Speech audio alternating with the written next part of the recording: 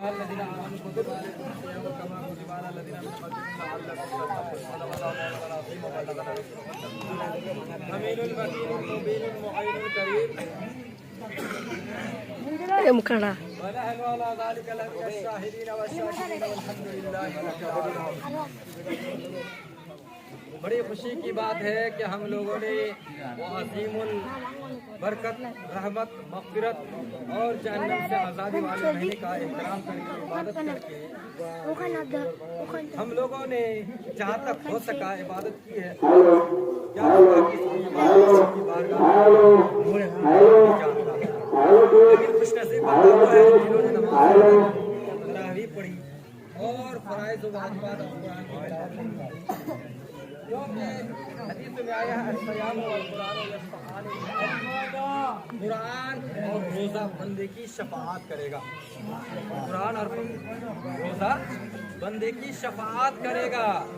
قرآن کہے گا اے پاک پروردگار اس کو میں نے سونے سے روک دیا اس لیے میرے حق میں اس کی شفاعت عطا فرما. اور روزہ کہے گا اے پاک پروردگار اس کے سامنے کھانا ہونے کے باوجود یہ صرف تیری رضا اور خوشنودی حاصل کرنے چاہے تو کھا سکتا تھا اور اس کے سامنے نہیں ہوتا تھا ناشتہ موجود ہوتا تھا مگر پھر بھی نہیں کھایا کو برداشت کیا پیاس کو برداشت کیا تیری رضا کے لیے اے پاک پروردگار میری خواہش ہے روزہ عرض کرتی ہے کہ پاک پروردگار میرے پاس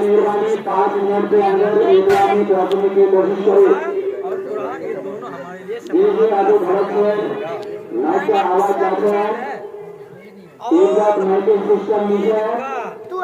آج کے دن کو کثرت سے کرنی چاہیے. رب تبارک و تعالیٰ کی کو سب سے زیادہ خوشبو ہوتی ہے وہ کیا ہے جس سے ہم کہتے ہیں اللہ اکبر لا الہ الا اللہ واللہ اکبر وللہ الحمد. ایک یہ دوسرا ہے استغفار استغفر اللہ ربی من کل ذنب واتوب الیہ. جب بندہ عید کی نماز سے فارغ ہو جاتا ہے عید کی نماز سے فارغ ہو جاتا ہے تو اللہ تعالیٰ اس کے تمام گناہوں کو معاف فرماتا ہے. سرکار فرماتے ہیں من صام رمضان ایمانا واحتسابا غفر له ما تقدم من ذنبه. جو ایمان و اخلاص کے ساتھ رمضان المبارک کے پورے روزے ادا کر لیتے ہیں اللہ تبارک و تعالیٰ اس کے اگلے پچھلے تمام گناہوں کو معاف فرماتے ہیں. اور ایک حدیث میں آیا ہے اذا دخل رمضان فتحت ابواب السماء وفي روایت فتحت ابواب الجنہ وغلقت ابواب جہنم وسلسلت الشیاطین وفي روایت فتحت ابواب الرحمہ. جب رمضان المبارک آتا ہے تو اللہ تعالیٰ جنت آسمان کے دروازے کھول دیتا ہے جنت کے دروازے کھول دیتا ہے دوزخ کے دروازے کو بند کر دیتا ہے اور شیاطین ہر ایک تیسری روایت میں ہے کہ اللہ تعالیٰ رحمت کے دروازے بھی کھول دیتا ہے. سبحان اللہ سبحان اللہ. رہی بات یہ کہ جب شیاطین اور جنات کو سرکس جنوں کو زنجیروں میں جکڑ دیا جاتا ہے لیکن اس کے باوجود لوگ گناہ سے باز آتے نہیں. سمجھنے کی بات ہے نا. رمضان المبارک کا مہینہ آیا حدیث میں آیا ہے کہ شیاطین اور سرکس جنوں کو بند کر دیا جاتا ہے قید کر دیا جاتا ہے. جب قید کر دیا جاتا ہے جب شیاطین اور سرکس جنوں کو بند کر دیا جاتا ہے تب بھی لوگ عبادت نہیں کرتے چوری چھوڑتے نہیں جھوٹ بولتے ہیں غیبت کرتے ہیں گالیاں دیتے ہیں. پھر مطلب کیا رہا؟ کون سی ایسی چیز ہے ہمارے اندر جو ہمیں گناہوں میں ملوث کر دیتا ہے کہ رمضان کا مہینہ اس کے باوجود ہم پھر گناہوں سے باز نہیں آتے روزہ بھی نہیں رکھتے کھانا بھی کھاتے ہیں چگلی بھی کرتے ہیں غیبت بھی کرتے ہیں گالیاں بھی دیتے ہیں. آخر ہے کیا جب شیطانوں کو زنجیروں میں جکڑ دیا جاتا ہے؟ تو ایک بات سمجھ لیجئے میرے دوستو بزرگوں چھوٹا منہ بڑی بات کہ ابلیس یہ کون تھا؟ یہ فرشتہ تھا. جب حضرت آدم علیہ السلام کے جسم میں روح ڈالی گئی تو اللہ تبارک و تعالیٰ نے فرشتوں کو حکم دیا اور فرشتوں آدم کے لیے سجدے میں جھک جاؤ. تو سارے کے سارے فرشتے جھک گئے سوائے ابلیس کے. کیا ابلیس سجدے کا منکر تھا؟ 6 کروڑ سال تک انہوں نے سجدے کیے تھے. اتنے سجدے کیے تھے کہ روئے زمین میں اگر پھیلا دیا جائے تو ایک رائے کے رکھنے کی جگہ باقی نہ رہی جہاں انہوں نے سجدہ نہ کیا. لیکن جب اللہ تبارک و تعالیٰ نے کہا اسجدوا لآدم، آدم کے لیے سجدے میں جھک جاؤ، انہوں نے اکڑ کیا، غرور کیا، گھمنڈ کیا. اسی غرور اور تکبر کی وجہ سے اللہ تبارک و تعالیٰ نے ابلیس سے کہا اے ابلیس، جب میں نے تجھے اپنے بنائے ہوئے خلیفہ کے سامنے جھکنے کے لیے کہا تو تو نے جھکنے سے کیوں انکار کر دیا؟ تو ابلیس نے اپنی بڑائی بیان کرنا شروع کر دی، اس لیے کہ میں آگ اور پانی سے بنا اور مٹی کا پتلا ہے، اسے میں سجدہ کروں. تو انبیاء کو سب سے پہلے بشر کہنے والا کون ہوا؟ ابلیس. اور ابلیس کا حشر کیا ہوا کہ اللہ تبارک و تعالیٰ نے کہا اے ابلیس جا، آج تا قیامت تک میری جنت سے نکل جا، اور آج تا قیامت تک اب تجھ پر لعنت برستی ہے. تو ابلیس کو کس نے بگاڑا؟ وہ تو سجدہ کرتے، یہ زمین میں کوئی جگہ باقی نہ تھی. تو پتا چلا، معلوم ہوا صرف شیطان کو زنجیروں میں جکڑ دینے سے ہم کامیاب نہیں ہو پائیں گے، کیونکہ ہمارے اندر جو ہے وہ نفس امارہ ہے. یہ نفس امارہ ہمارے اندر باقی رہتا ہے، جس کی وجہ سے انسان رمضان کے مہینے میں بھی گناہ کرتا ہے، رمضان کے مہینے میں بھی چغلی کرتا ہے، رمضان کے مہینے میں بھی لوگ غیبتیں کرتے ہیں. کیوں؟ جب شیطانوں کو زنجیروں میں جکڑ دیا جاتا ہے تو پتا چلا اب شیطان تو نہ رہے، لیکن ہمارے اندر جو نفس ہے، ہم نفس کے پجاری بن گئے، ہم نفس کے پجاری بن گئے. اسی نفس کو جس نے کنٹرول کر لیا، اسی نفس کو جس نے قابو کر لیا، وہ دنیا میں بھی کامیاب ہو جاتا ہے، مرنے کے بعد بھی کامیاب ہو جاتا ہے، مرنے کے بعد بھی کامیاب ہو جاتا ہے. تو میرے دوستوں، ہمارے نفس ہمارا اس کو کنٹرول کرنا ضروری ہے. آج ہم لوگ شریعت کے مطابق نہیں چلتے، طبیعت کے مطابق چلتے. حضرات محترم، آئیے ایک پیارا واقعہ سنیے. سلطان محمود غزنوی کا نام آپ لوگ سنے ہوں، بہت بڑے بادشاہ گزرے. وہ ایک مرتبہ اپنی تجوری کی مال کو کھو دیتے ہیں اور پھیر دیتے ہیں. سونا ایک جگہ، چاندی ایک جگہ، ہیرا ایک جگہ، موتی ایک جگہ، الگ الگ جگہوں پر کپڑے قیمتی بکھیر دیے. بازار لگ گئے، اعلان کر دیا. سلطان محمود غزنوی نے اعلان کر دیا ان میں سے جس چیز پر جو ہاتھ لگائے گا وہ اسی کی ہو جائے گی. اب پورے شہر کے لوگ آئے، کوئی سونے پر ہاتھ رکھ دیا، سونا اس کا ہو گیا، کوئی چاندی پر ہاتھ رکھا، چاندی اس کا ہو گیا، کوئی ہیرے پر ہاتھ رکھا، ہیرا اس کا ہو گیا. مگر سلطان محمود غزنوی کے جو خاص قابل تھے، اس کا نام تھا ایاز. وہ بالکل دونوں طرف سے بیچوں بیچ ہو کر کے آ گئے. آنے کے بعد سلطان محمود غزنوی کے کندھوں پر ہاتھ رکھ دیے. سبحان اللہ. کہاں رکھ دیے؟ یہ ہمارے پانچ بڑا خدا دیا گیا ملتا ہے جو گاؤں کا ہے. تو کیا ہوا؟ ان کے جو خاص خالی تھا ایاز، وہ آئے بیچوں بیچ سے ہو کر تمام لوگوں کو پار کر، مگر نہ ہیرے پر ہاتھ رکھے، نہ موتی پر ہاتھ رکھے، نہ سونے چاندی اور نہ دنیاوی چیز پر ہاتھ رکھے، بلکہ سیدھا آ کر کس چیز پر ہاتھ رکھتے ہیں؟ ادھر توجہ ہے. کس چیز پر ہاتھ رکھتے ہیں؟ سلطان محمود غزنوی کے کندھوں پر.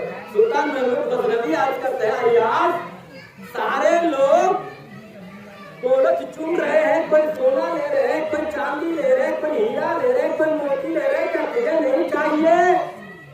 ایاز عرض کرتے ہیں آقا، ہم کو سونا چاندی نہیں چاہیے، ہیرے موتی جواہرات نہیں چاہیے. جب ہم نے آپ کے کندھے پر ہاتھ دے دیے ہیں تو سونا چاندی لیں گے تو صرف ہم کو سونا ملے گا، چاندی پر ہاتھ رکھیں گے تو صرف چاندی ملے گی، اور اگر ہم کسی موتی یا ہیرے پر ہاتھ رکھیں گے وہ ہیرے تو ہماری ہو جائے گی. مگر اے بادشاہ، آپ کی کندھوں پر میں نے ہاتھ رکھا اس لیے کہ ساری چیزیں تو آپ ہی کی ہے. جب میں آپ کے کندھے پر ہاتھ رکھ دیا تو ساری چیزوں پر مالک ہے. یہی مثال نماز کی ہے. اللہ فرماتا ہے میرے بندو نماز پڑھو گے تو جنت ملے گی، حج کرو گے تو جنت ملے گی، زکات دو گے تو جنت ملے گی، جہاد کرو گے تو جنت ملے گی، مظلوموں کی فریاد رسی کرو گے تو جنت ملے گی، یتیموں کی رکھوالی کرو گے تو جنت ملے گی. مگر سنو، جب تم روزہ کے امتحان میں نہیں، صاحب جنت مل جائے گا، جنت والا ہی مل جائے گا، خود مالک کے حقیقی نصیب ہوگا۔ اس سے خود کو مانگ کر مانگنی ساری کائنات، مستہ کوئی گدا نہیں، قصہ کوئی سخی نہیں، اسلام و لیوانا عجزی نہیں۔ روزہ حدیث قدسی ہے، روزہ صرف میرے لیے ہے اور اس کا بدلہ میں ہی دوں گا۔ اس میں ڈائریکٹ کلیکشن ہے، نماز پڑھنے کے بعد کی بات ہے، لیکن روزہ رکھنے سے ڈائریکٹ اللہ کے ساتھ اجر دے گا، ڈائریکٹ جنت۔ اسلام و لیوانا عجزی نہیں، روزہ صرف میرے لیے اس کا بدلہ میں ہی دوں گا۔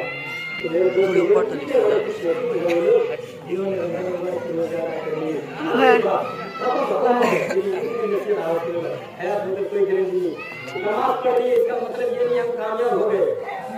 حضرت عمر فاروق اعظم جن کو جنت کی بشارت سرکار نے دنیا میں دے دی تھی، جب یہ کی نماز پڑھ کے فارغ ہو کر گھر گئے تو لوگوں نے موبائل بارش پیش کرنے کے لیے گھر گئے تو آنکھوں میں آنسو لوگ عرض کرتے ہیں حضور آپ کی آنکھوں میں آنسو عرض کرتے ہیں کیا بتا کہ عید تو ہم لوگوں نے پڑھ لی، ہماری عید قبول ہوئی ہے کہ نہیں ہے، رب جانتا۔ جن کو جنت کی بشارت سرکار نے دنیا میں دے دیے وہ عرض کرتے ہیں آنکھوں میں آنسو کہ کیا پتا عید تو پڑھ لیے ہماری عید قبول ہوئی ہے کہ نہیں ہوئی ہے، رب جانتا۔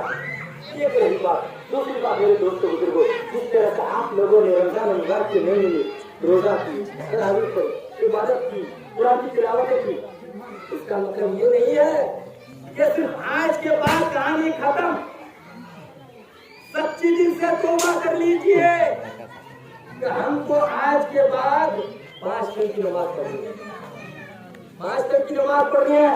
دل میں یہ حد ہونا چاہیے، ارادہ ہونا چاہیے کہ ہم رمضان المبارک کے مہینے میں کو عبادت میں گزارے ہیں، چہروں پر داڑھی چھوڑ دیں، اب نماز نہیں چھوڑیں گے، سچی دل سے توبہ کر لیجئے۔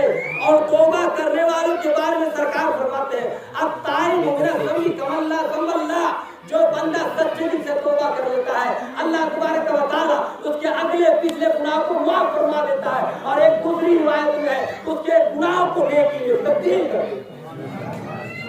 اور ایک سنیے واقعہ ہے، اگر میں اس کو بتا بھیجا پتا ہے مگر کوئی ضروری نہیں۔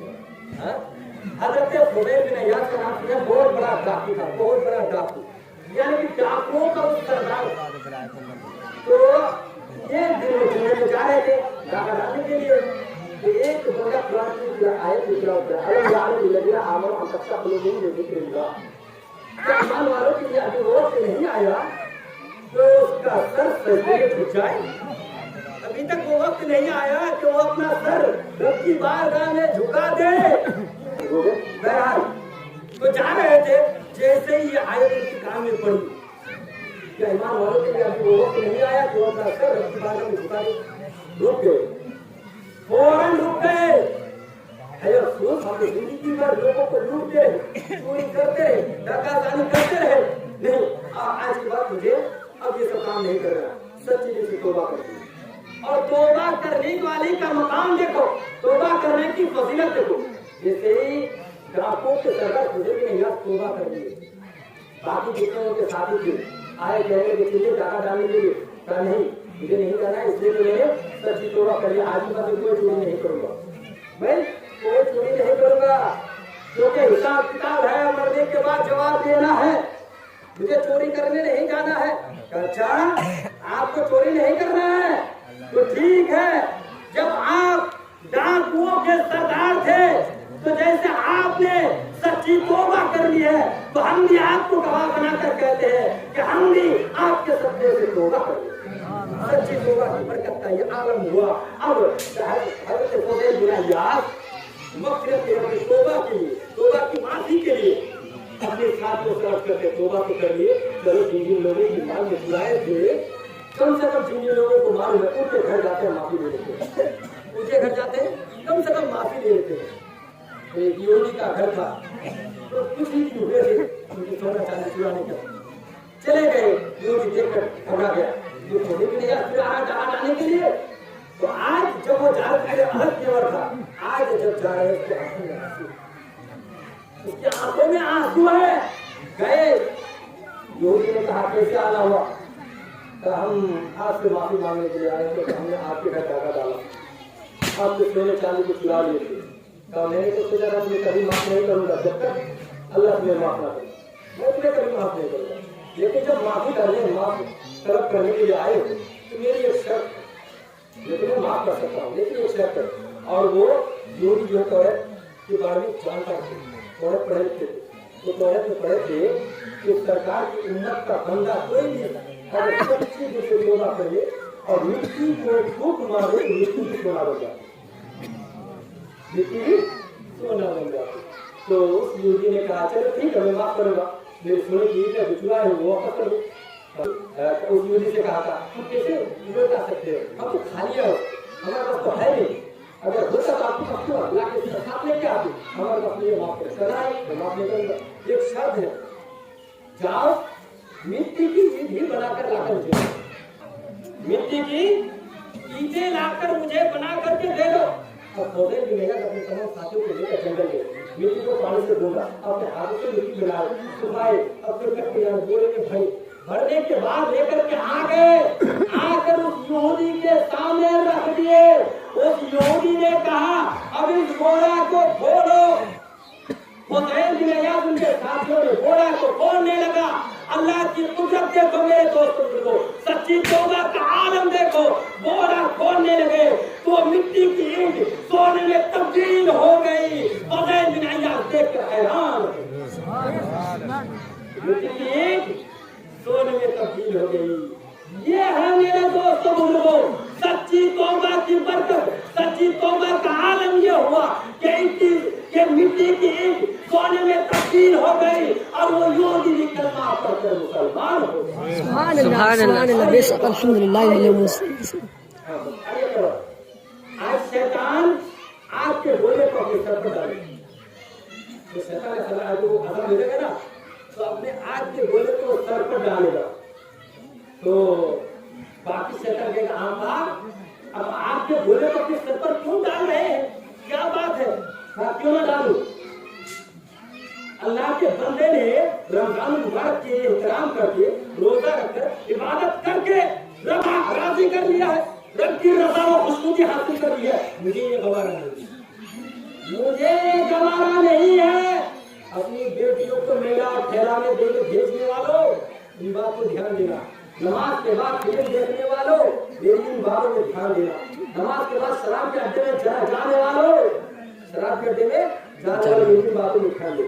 شیطان کا جو سردار ہے وہ آپ کے گولے کو سب پر ڈالو، باقی شیطان کے کیوں آپ کے گولے کو ڈالو؟ اس لیے ڈال رہا ہوں کہ لوگوں نے رمضان المبارک کی عبادت کر کے رب کو راضی کر لیا، رب کی رضا و خوشی حاصل کر لی، مجھے یہ گوارا نہیں ہے۔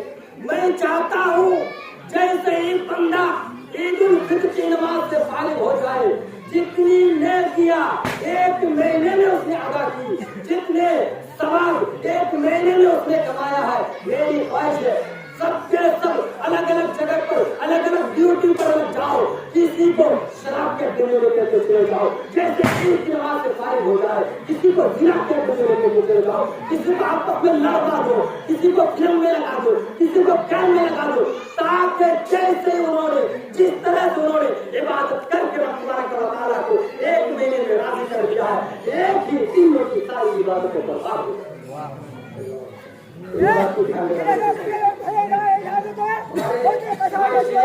نہیں ہے کہ اپنی لڑکیوں کو بتا دیں گھومنے کے لیے